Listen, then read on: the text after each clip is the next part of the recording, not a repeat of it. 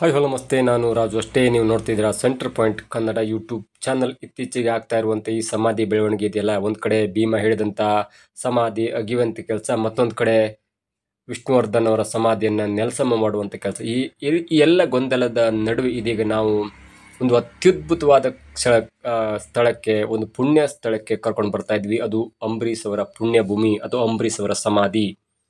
2018ರಂದು ಈ ಇಹಲೋಕವನ್ನು ತ್ಯಜಿಸಿದಂಥ ಅಂಬರೀಷ್ ಅವರು ಕಂಠೀರವ ಸ್ಟುಡಿಯೋದಲ್ಲಿ ಅವರನ್ನು ಅಂತ್ಯ ಸಂಸ್ಕಾರ ಮಾಡಲಾಗತ್ತೆ. ಆ ಕ್ಷೇತ್ರ ಈಗ ಹೇಗಿದೆ, ಯಾವ ತರಹದಲ್ಲಿ ಡೆವಲಪ್ ಆಗಿದೆ, ಇವೆಲ್ಲವನ್ನು ನೋಡ್ತಾ ಹೋದ್ರೆ ಒಂಥರ ಖುಷಿ ಆಗುತ್ತೆ ನೋಡಲಿಕ್ಕೆ, ಒಂಥರ ನೆಮ್ಮದಿಯ ತಾಣ ಅಂತ ಹೇಳ್ಬೋದು.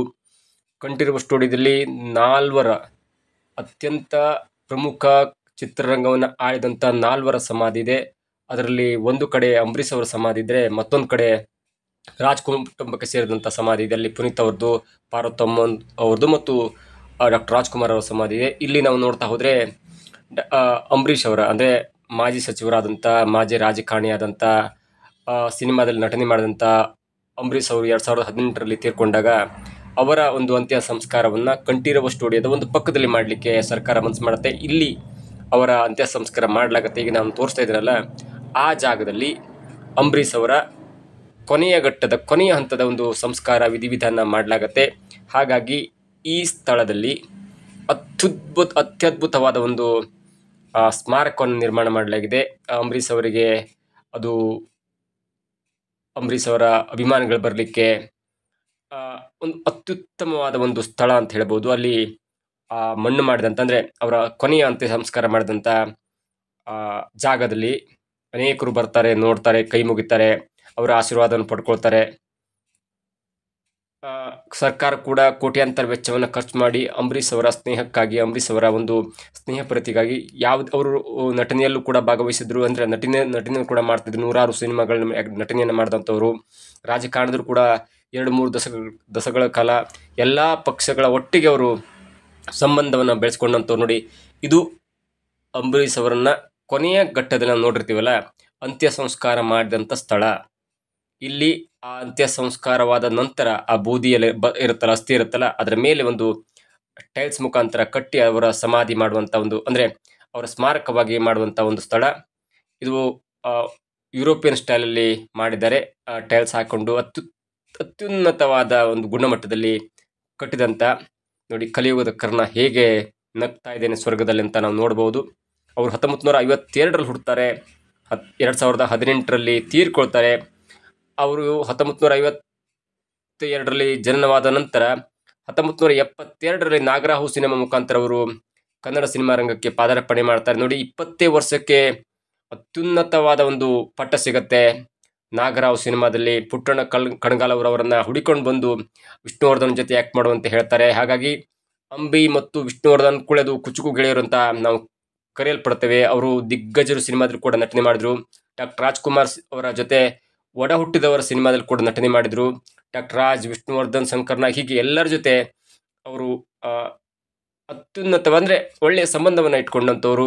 ಅವರು ಕಲಿಯುಗದ ಕರ್ಣ ಅಂತಲೇ ಫೇಮಸ್ ಆಗಿದ್ದರು. ಇಲ್ಲಿ ಅವರ ನೆನಪಿಗಾಗಿ ಒಂದು ದೊಡ್ಡ ಸ್ಮಾರಕವನ್ನು ಕೂಡ ಮಾಡಲಾಗಿದೆ. ಮತ್ತೊಂದು ರಂಗಮಂದಿರ ಕೂಡ, ಅಂದರೆ ಬಯಲು ರಂಗಮಂದಿರ ಕೂಡ ಕಟ್ತಾ ಇದ್ದಾರೆ. ಎಕರೆಗಟ್ಟಲೆ ಜಾಗದಲ್ಲಿ 10-12 ಕೋಟಿ ವೆಚ್ಚದಲ್ಲಿ ಕಾಮಗಾರಿ ನಡೀತಾ ಇದೆ. ಆಲ್ಮೋಸ್ಟ್ ಒಂದು ಉದ್ಘಾಟನೆ ಆಗಿದೆ, ಕೆಲವೊಂದು ಕಾಮಗಾರಿಗಳು ನಡೀಬೇಕಾಗಿದೆ. ಹಾಗಾಗಿ ಈ ಅಂಬರೀಷ್ ಅವರ ಸ್ಮಾರಕ ಅದು ಸ್ನೇಹಕ್ಕಾಗಿ ಮಾಡಿದಂಥ ಒಂದು ಸ್ಮಾರಕವಾಗುತ್ತೆ. ಅಲ್ಲಿ ಸುಮಲತಾ, ಅಂದರೆ ಅಂಬರೀಷ್ ಅವರ ಧರ್ಮಪತ್ನಿಯಾದ ಸುಮಲತಾ ಅವರು ಬರ್ತಾರೆ. ಮಗನಾದಂಥ ಅಭಿಷೇಕ್ ಅಂಬರೀಷ್ ಅವರು ಕೂಡ ಬರ್ತಾರೆ.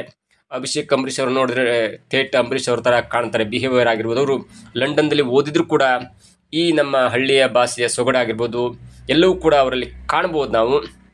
ಈ ಜಾಗದಲ್ಲಿ ಒಂದು ರೌಂಡ್ ಹುಡ್ಕೊಂಡ್ಬಂದ್ರೆ ಒಂಥರ ಪ್ರಶಾಂತವಾದ ವಾತಾವರಣವಿರುತ್ತೆ. ಕೆಲವರು ನೆಮ್ಮದಿಗಾಗೂ ಬಂದು ಕೂತ್ಕೊಳ್ತಾರೆ ಇಲ್ಲಿ, ಕೆಲವರು ಓದ್ಲಿಕ್ಕೆ ಬಂದು ಕೂತ್ಕೊಳ್ತಾರೆ, ಕೆಲವೊಬ್ಬರು ಏನಾದರೂ ಬರೀಲಿಕ್ಕೆ ಬಂದು ಕೂತ್ಕೊಳ್ತಾರೆ. ಅಷ್ಟು ಪ್ರಶಾಂತವಾಗಿದೆ ಸ್ಥಳ. ನೀವು ಕೂತ್ಕೊಳ್ಬೋದು, ಬರೀಬೋದು, ಓದ್ಕೊಳ್ಬೋದು. ಒಂದು ಪ್ರಶಾಂತವಾದ ಸ್ಥಳ ಅಂತ ಹೇಳ್ಬೋದು. ಯಾಕಂದರೆ ಸಮಾಧಿ ಅಂದ್ಕೊಳ್ಳೆ ಅಥವಾ ಒಂದು ಸ್ಮಶಾನ ಥರ ಮಾತಾಡ್ತಾರೆ, ಅಂದರೆ ಅಲ್ಲಿನೂ ದೆವ್ವ ಭೂತ ಇರುತ್ತೆ ಅಂತ. ಬಟ್ ಇಲ್ಲಿ ಬಂದಾಗ ಮಕ್ಕಳನ್ನ ಕರ್ಕೊ ಬರ್ತಾರೆ. ನಾವು ಹೇಗೆ ಪುನೀತ್ ರಾಜ್ಕುಮಾರ್ ಸಮಾಧಿಗೆ ದಿನಾಲು ಅದ್ರ ಶನಿವಾರ ರವಿವಾರ ಅಂದ್ಕೊಳ್ಳಿ ಜನಗಟ್ಟಲೆ ನಿಲ್ತಾರಲ್ಲ, ಸಾಲು ಕಟ್ಟು ನಿಲ್ತಾರೆ. ಹಾಗೆ ಇಲ್ಲೂ ಕೂಡ ಅಂಬರೀಷ್ ಅವರ ಸ್ನೇಹಕ್ಕಾಗಿ, ಅಂಬರೀಷ್ ಅವರು ಒಂಥರ ಸ್ನೇಹಜೀವಿ, ಅವ್ರ ಬುದ್ಧಿ ನಮಗೆ ಬರಲಿ, ದಾನಶೂರ ಕರ್ಣಂತರ ನಾವು ನಮ್ಮ ಮಕ್ಕಳು ನಮ್ಮ ಒಂದು ಕುಟುಂಬ ಕೂಡ ಇರಬೇಕು ಅನ್ನೋ ದೃಷ್ಟಿಯಲ್ಲಿ ಮಕ್ಕಳನ್ನ ಕರ್ಕೊಂಡು ಬರ್ತಾರೆ. ಹೆಣ್ಮಕ್ಳು ಅಂದರೆ ಸಣ್ಣ ಸಣ್ಣ ಮಕ್ಕಳನ್ನ ಕೂಡ ಕರ್ಕೊ ಬರ್ತಾರೆ. ಅಂಬರೀಷ್ ಅವರ ಗುಣ ಅದು ಯಾರಿಗೆ ಎಷ್ಟು ಬರುತ್ತೋ ಗೊತ್ತಿಲ್ಲ. ಅದೊಂಥರ ದಾನ ಶೂರ ಕರ್ಣ ಅಂತ ಹೇಳ್ಬೋದು. ಸಿನಿಮಾದಲ್ಲಿ ಎಲ್ಲರೂ ಆ್ಯಕ್ಟ್ ಮಾಡ್ತಾರೆ, ಈಗ ಬಂದು ಆ್ಯಕ್ಟ್ ಮಾಡ್ತಾರೆ, ಈಗ ಸೋಷಿಯಲ್ ಮೀಡಿಯಾದ ನಂತರ ಎಲ್ಲರೂ ಆ್ಯಕ್ಟರ್ ಆಗ್ಬಿಡ್ತಾರೆ. ಆದರೆ ಅಂಬರೀಷ್ ಅವರು ನಟನೆಯ ಜೊತೆಗೆ ಅವರು ಸಮಾಜಕ್ಕೆ ಒಳ್ಳೆಯದಾಗುವಂಥ ನೇರ ನುಡಿಯ ಮಾತುಗಾರ. ಕೆಲವೊಂದು ಸಲ ಅವರು ಬೈಲಿಲ್ಲ ಅಂದರೆ ಅಭಿಮಾನಿಗಳಿಗೆ ಬೇಜಾರಾಗ್ತಿತ್ತು. ಅಂದರೆ ಬೈದ್ರು ಕೂಡ ಅಂಬರೀಷ್ ಅಣ್ಣ ಅಂತ, ಅಂಬರೀಷ್ ಅಣ್ಣ ಅಂತ, ಅದು ಮಂಡ್ಯದ ಗಂಡು ಅಂತ ಹೇಳ್ತಾರೆ. ಹಾಗಾಗಿ ಅಂಬರೀಷ್ ಅವರು ಬೈಲೇಬೇಕು. ಅಂಬರೀಷ್ ಅವರ ಒಂದು ಟ್ರೇಡ್ ಮಾರ್ಕ್ ಅಂದರೆ ಅವರು ಬೈಯೋದು ಮತ್ತು ಅವರ ಅಭಿಮಾನಿಗಳು ಬಯಸ್ಕೊಳ್ಳೋದು. ಅವರಿಗೊಬ್ಬನೇ ಒಬ್ಬ ಏಕೈಕ ಪುತ್ರ ಸುಪುತ್ರ ಅಭಿಷೇಕ್ ಅಂಬರೀಷ್ ಅವರು ಕೂಡ ಸಿನಿಮಾ ರಂಗದಲ್ಲಿ ಕೆಲಸ ಮಾಡ್ತಿದ್ದಾರೆ. ಅವರ ಪತ್ನಿಯಾದಂಥ ಸುಮಲತಾ ಅವರು ಕೂಡ ಅಂಬರೀಷ್ ಅವರು ತೀರ್ಕೊಂಡ ನಂತರ ಮಂಡ್ಯ ಕ್ಷೇತ್ರದಿಂದ ಒಂದ್ಸಲ ಪಕ್ಷೇತರವಾಗಿ ಗೆದ್ದು ಬಂದಂಥವರು. ಅವರು ಕೂಡ 100 ಸಿನಿಮಾಗಳಲ್ಲಿ ಆ್ಯಕ್ಟ್ ಮಾಡಿದೆ. ಹಾಗಾಗಿ ಇದೊಂಥರ ಸಿನಿಮಾ ಜಗತ್ತಿಗೆ ಅವರ ಕುಟುಂಬ ಅತ್ಯುನ್ನತ ಒಳ್ಳೆಯ ಒಂದು ಕೊಡುಗೆಯನ್ನು ಕೊಟ್ಟಿದೆ. ಕಲಾಭಿಮಾನಿಗಳಿಗೆ ತಮ್ಮ ನಟನೆಯ ಮುಖಾಂತರ ಒಂದು ರಸದೌತಣವನ್ನು ಉಣಬಡಿಸಿದೆ. ಅದರಲ್ಲೂ ಅಂಬರೀಷ್ ಅವರ ಮಾತು, ಆ ಸ್ಲ್ಯಾಂಗು, ಅವರ ನೇರ ನುಡಿ, ಅವರ ನಟನೆ, ಅವರು ಕೇಂದ್ರ ಸಚಿವರಾಗಿದ್ದಾಗ ಮಂಡ್ಯ ವಿಷಯಕ್ಕೆ ನೇರವಾಗಿ ರಿಜೈನ್ ಮಾಡಿ ಬಂದಂಥ ವ್ಯಕ್ತಿತ್ವ ಅಂದರೆ ಅದು ಮಂಡ್ಯದ ಗಂಡು ಅಂಬರೀಷ್ ಅವರಿಗೆ ಸಲ್ಲತ್ತೆ. ಹಾಗಾಗಿ ಅವರಿಗೊಂದು ಗೌಡ ಕೆಂಪೇಗೌಡ ಥರ ಅವರಿಗೊಂದು ಸ್ಟ್ಯಾಚ್ಯೂ ಮಾಡಿದ್ದಾರೆ. ಕೆಂಪೇಗೌಡರ ತದ್ರೂಪದಲ್ಲಿ ಒಂದು ಸ್ಟ್ಯಾಚ್ಯೂ ಮಾಡಿದ್ದಾರೆ.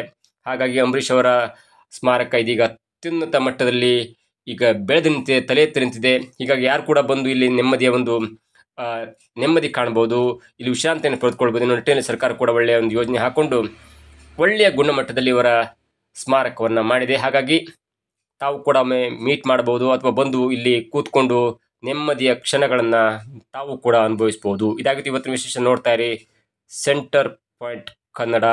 ನಾನು ರಾಜು ಅಷ್ಟೇ. Thank you.